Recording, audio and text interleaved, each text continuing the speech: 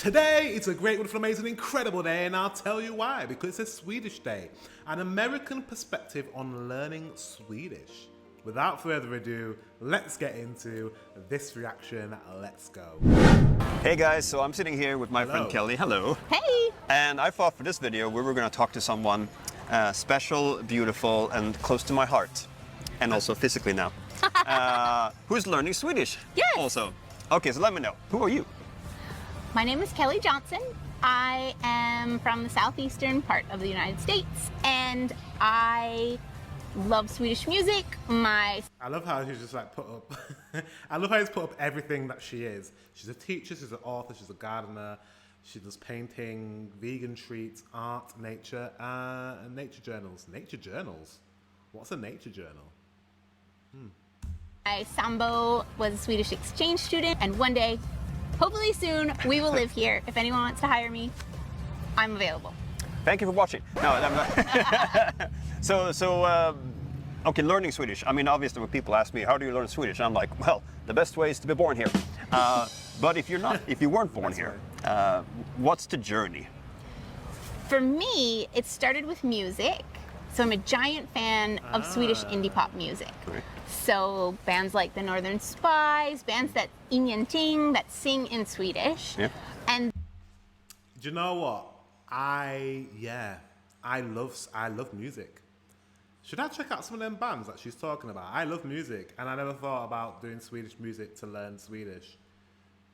Maybe I should try and do that. Because I've been like watching TV shows, a lot of TV shows, with the subtitles, but as soon as I turn the subtitles off, I'm like, oh my God, I do not understand anything. I know the sound of the language, I can hear the sound, but I don't understand. So she says music is number one. So. And then that moved into, of course, an app, which was fun, kind of like a game. Duolingo. Didn't find it all that useful. And then that moved into an online course, and then live online courses, in-person teachers, which is how we met. I just wrote to you out of the blue, will you be my Swedish teacher while we're in Sweden? And he's like, I don't do that. You're weird. And check out these other people. And so with a combination. I didn't say you were weird. I said let's have fika. Yes. Vi ska äta glass. Vi ska äta glass. And then now I have another online course with a woman who's from Sweden but lives in the US, and she does courses through the American Swedish Institute. All right. So what do you find, from an American English point of view, what are the tricky things, language-wise? I would say word order. Word order. So grammar. Just think Yoda. Right. Yes, exactly.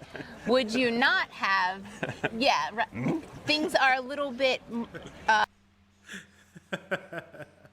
That literally hit me like I was too late with that. Like Yoda. So you guys speak like Yoda. What big face you have. That's the terrible Yoda accent. But that's how you guys speak, right? Rather than, like, that's how it would sound in English if you translated it into English, like, word for word. Interesting. Rearranged right. in the sentence. So I think, and then maybe knowing the difference between, like, tanker and tror, tror would be like, I know it, but I believe it, or I'm thinking it, or I actually know that, like, I know the facts. So little subtleties like that, and then word order, I think, are the trickiest. So little I'm thinking. Thinking, believe, and knowing, which are three different things in the English language. When you're thinking something, or you're actually believing something, or you actually know something for fact. Tänker, tror, vet. I think that's what she said. I didn't know that. Grammar would be what I would struggle with the most, guys. I would be able to. I think I would be conversational before I actually understood the grammatical format of the language. Does that make sense? For me, I'm better learning actually how to have a conversation, rather than the actual sentence structure and knowing the mechanics of the language. I think for me, being more natural, learning how to actually have a conversation would be better for me. Learning a language, knowing myself. Does that make sense? So yeah, I would think I would do really well, or I would benefit from having like a conversational online course, like an online conversational study somehow. So incorporate that into learning Swedish. That's how I would learn Swedish if I was deciding to learn. Does that make sense? I feel like I'm just making up stuff. But I think you understand what I'm coming from. I think for me, conversational Swedish is better for me to learn. Thinking it, or I actually know that, like vet, I know the facts. So little subtleties like that, and then word order, I think, are the trickiest. To at least not sound like you're doing just a direct translation from English. Right. Those are fun videos to make. Direct translation. Uh-oh, I've been caught with the beard in the letterbox. You have planted your last potato. No danger on the roof. I'm coming home. Oh. I think he's sensing owls in the swamp.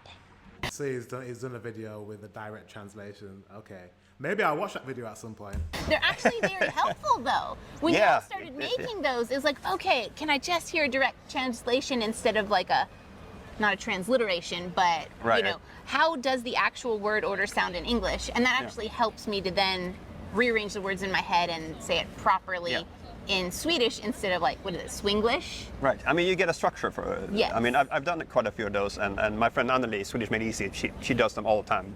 So helpful. Go watch them. She's so helpful. lovely. Yes.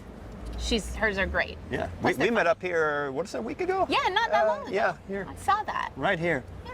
Where hearts meet, hearts and minds. Yes, Swedish Parliament. Yes. So, how do you feel about applying your Swedish when you're here? It's been a journey, but it's been really fun. And I will say Swedes are so generous, unless you're in the line at the grocery store at rush hour and there's a bunch of people behind you. Yeah, nobody wants someone like trying to speak Swedish when it's like a busy place. Like, do you know what I mean? Where there's no time, where time is of the essence, and like we need to hurry up. Like, nobody wants someone trying to stumble around the Swedish language, especially because you guys pretty much all understand English, and it would be quicker to conversate in English. However, maybe in somewhere slower, I don't know, where would you practice your Swedish with somebody who would be willing to just sit there and listen? You've got to be very confident, right? Like, learning a new language and going to Sweden and just like speaking to strangers and trying to conversate in Swedish, that's got to be so difficult and nerve-wracking at first. But I think you have to throw yourself in there like a baby. Babies don't care, right? A baby will like say, can I go over the, you know, a baby will just say whatever, and we have patience for children because we know they're learning the language. Adults, maybe not, but I think you have to just throw yourself in there, even if you sound like you don't understand Swedish language. So, yeah. I'm hats off to anyone learning Swedish and just throwing themselves into the deep end. But so, generally, everyone is very patient, and if you say, "Kan du prata långsamt?" they're like very happy to speak, to repeat slowly, and usually they'll say, "Oh my gosh, you're learning Swedish, that's so cool," and be really excited about it. And I will say, over the years, the more time you spend in Sweden, the more confident you get, and the more kind of just not fluency, but a smoothness. Yeah, you get into sort of the swing of flow. things. You know, okay, if I'm at Coop, she's going to ask me if I'm a member. So you're ready for the question. You know, she's going to ask me if I need a bag. So I know what that answer is. So the interactions can be more fluid. Okay, so because you have been so thoroughly prepared for this question, what would you say 3 good tips for people who want to learn Swedish? I would say... In random order. In random order, yeah. In no particular order. But the order that you will now say. That don't follow it, but do follow everything I say. No. Talk a lot. Yeah. Just like around your house. Say things, like get your mouth sort of moving. Like a woman that I met on my second trip to Sweden, she told me Americans speak from out here, speak from here. So sort of, Hello. yeah, like jaha, like läget? push it. Ska du med på fika? You know, I think if you say the word jaha, but Jaha. send your stomach up with Yeah. it in a way, if that makes sense. So just talking a lot and getting. Yaha. Why yaha? That makes sense though. You have to immerse yourself. You have to immerse yourself.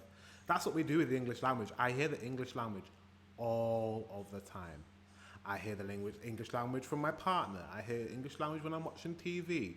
I hear the English language when I'm hearing music. I read the English language when I'm reading the news. I'm on Instagram. I'm on, like, I'm immersed in English, right?